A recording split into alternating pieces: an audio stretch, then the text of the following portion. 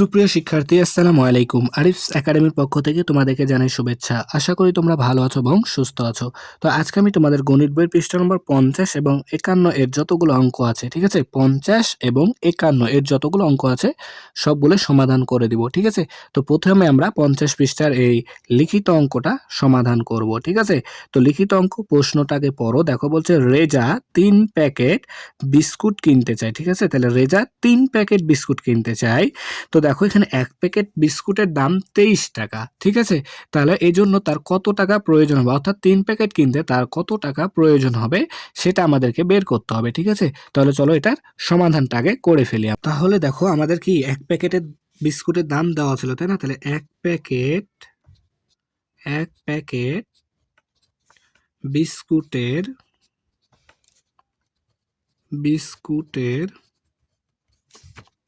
দাম 23 টাকা দেওয়া ছিল, তাই না? 1 প্যাকেট বিস্কুটের দাম 23 টাকা।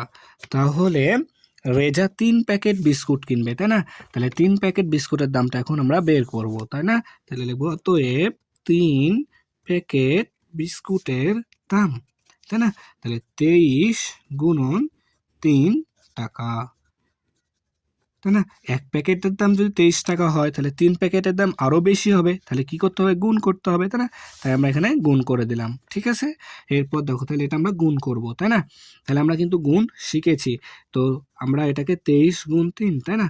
তাহলে আমরা এটাকে এভাবে গুণ করব আর এটার সাথে এটাকে গুণ করব। তাহলে এটাকে প্রথমে এই 3 এর সাথে গুণ করব। তাহলে 3 তিরিকে 9, ঠিক আছে?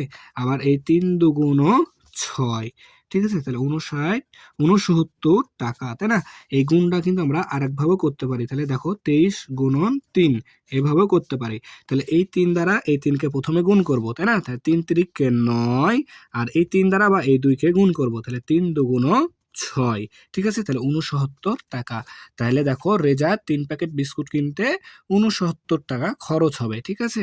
তাহলে আমরা এখানে লিখবো উত্তর 69 টাকা, ঠিক আছে? তাহলে আশা করি তোমরা এটা বুঝতে পারলা, ঠিক আছে?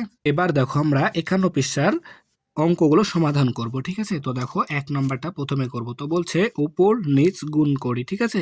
তাহলে এটা গুণ করব। তো দেখো প্রথমে কি করতে হবে? এই 4 দ্বারা প্রথমে এই 2 কে গুণ করতে হবে, তাই না? তাহলে দেখো 4 দুগুণ 8, তাই না? 4 দুগুণ 8, ঠিক আছে?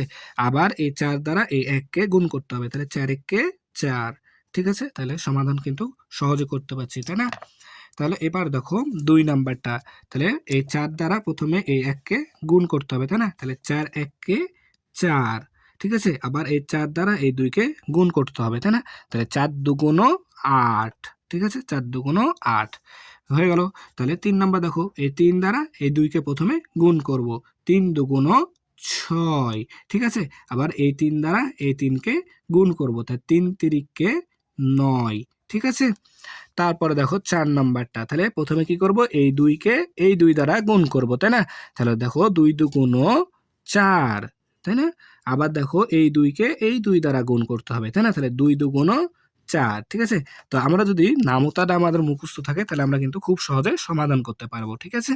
আর যার নামতা জানা নাই তাই কিন্তু এই গুণ অঙ্ক পারবে না, ঠিক আছে? আমি কিন্তু প্রথম ক্লাসের দিকে বলেছিলাম, ঠিক আছে?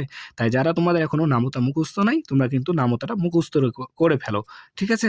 তারপর দেখো 5 নাম্বার। তাহলে এই 2 দ্বারা এই শূন্যকে প্রথমে গুণ করতে হবে। তাহলে 2 কে 0 দ্বারা গুণ করলে 0 হয়, ঠিক আছে? আবার এই 2 কেই 3 দ্বারা গুণ করতে হবে, তাই না? তাহলে 3 দুগুণ 6, ঠিক আছে? তাহলে হয়ে গেল। এরপর 6 নাম্বার দেখো এই 3 কে এই 0 কে 3 দ্বারা গুণ করতে হবে, তাই না? তাহলে 3 শূন্যে 0, আবার এই 2 কে এই 3 দ্বারা গুণ করতে হবে। তাহলে 3 দুগুণ 6, ঠিক আছে? তাহলে দেখো সমাধান কিন্তু হয়ে গেল, ঠিক আছে? এবার এগুলো পাশাপাশি গুণ করি। এই পাশাপাশি গুণ করাও কিন্তু আমি শিখিয়েছি তোমাদেরকে, তাই না? তাহলে দেখো এখন পাশাপাশি গুণ করব, ঠিক আছে? তো আমি উত্তরটা এখানে লিখবো, ঠিক আছে? তো দেখো তাহলে এই 4 কে প্রথমে এই 2 দ্বারা গুণ করতে হবে, তাই না? 4 দুগুণ 8, ঠিক আছে? আবার এই 3 কে এই 2 দ্বারা আবার গুণ করতে হবে। তাহলে 3 দুগুণ 6, ঠিক আছে? সেম ভাবে তাহলে এই 4 কে এই 2 দ্বারা গুণ করতে হবে প্রথমে। তাহলে 4 দুগুণ 8, আবার এই 2 কে এই 2 দ্বারা গুণ করতে হবে। তাহলে 2 দুগুণ 4, ঠিক আছে? তাহলে 3 নাম্বার দেখো এবার। তাহলে শূন্যকে কি করতে হবে প্রথমে? এই শূন্যকে এই ৩ দ্বারা গুণ করতে হবে। তাহলে ০ ৩ শূন্য।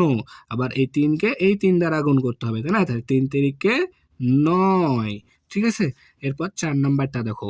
৪ নম্বরও সেম ভাবে আমরা করব। তাহলে এই শূন্যকে কি করব?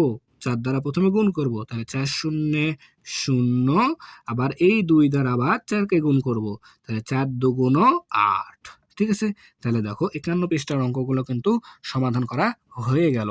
কিন্তু খুব সহজে কিন্তু আমরা সমাধান করতে পারবো। ঠিক আছে? যদি আমাদের নামতাগুলো মুখস্থ থাকে। ঠিক আছে? ১ থেকে ১০ এর ঘরের পর্যন্ত মুখস্থ করলে আপাতত হবে। তাই তোমাদের এখনো যারা মুখস্থ করো নাই নামতা, তারা কিন্তু এখনো নামতাটা মুখস্থ করে নাও। ঠিক আছে? তাহলে তোমরা কিন্তু গুণ সহজে করতে পারবা।